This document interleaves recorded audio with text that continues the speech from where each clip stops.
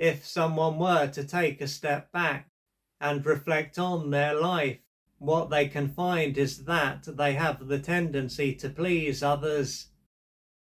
This can largely take place without them consciously choosing to do so.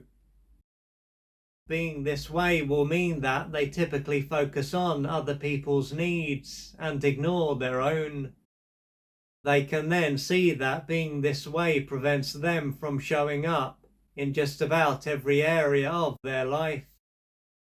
So when they are at work, around friends and family, and around their partner, if they have one, they will generally be easygoing and overlook their own needs. They are then going to be a separate human being who has their own needs and feelings, but they will seldom act like one. At this point, they could be well and truly fed up with them being desperate to freely express themselves and do what is right for them. But if they were to imagine changing their behavior, they could soon feel uncomfortable. They could sense that something bad will happen if they don't continue to behave in the same way.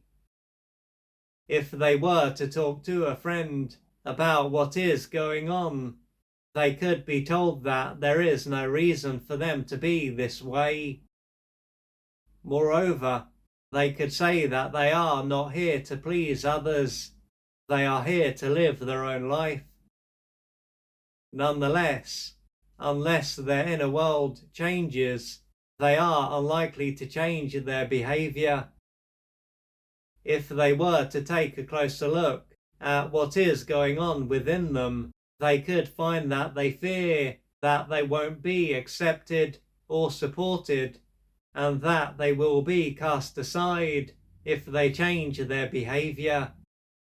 Therefore, the only way for them to not be isolated from their fellow human beings and not die will be for them to play a role. Taking this into account, it is not a surprise that they have the need to hide themselves. One way of looking at what is going on for them would be to say that it is irrational. But if what took place during their formative years is taken into account, how they experience life as an adult might make sense. This may have been a stage of their life when they were largely treated as if they were nothing. Their mother and perhaps their father might have been emotionally unavailable and out of reach. Along with this, one or both of them might have been verbally and physically abusive and often left them. Instead of living in an environment where they were given what they needed to feel safe, secure, wanted, valued and loved, they would have grown up in an environment where they were not given what they needed and felt unsafe, insecure, unwanted, worthless, and unloved. They would then have been greatly deprived and deeply wounded. To handle what happened, their brain would have repressed how they felt and a number of their needs. This would have also involved them losing touch with their connected true self and creating a disconnected false self. Another part of this is that as they were egocentric, they would have come to believe that there was something inherently wrong with them. This would have been seen as the reason why they were treated so badly. Focusing on their parents and doing what they wanted would have been a way for them to try to prevent them from leaving them and their life coming to an end. But as they would have been harmed and left, they would have regularly had the experience of dying without dying.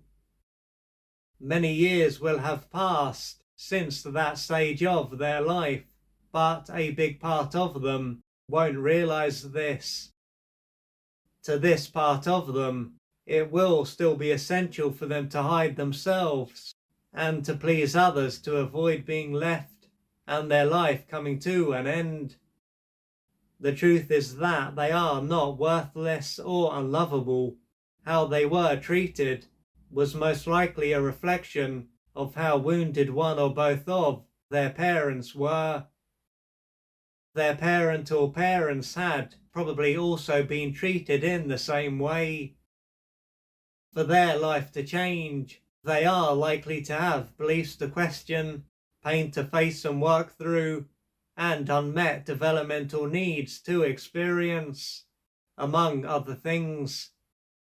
This will take courage, patience, and persistence. If you would like to find out more about the services that I offer, please go to www.oliverjrcooper.co.uk or email me at info@oliverjrcooper.co.uk, and I'm looking forward to assisting you on your journey.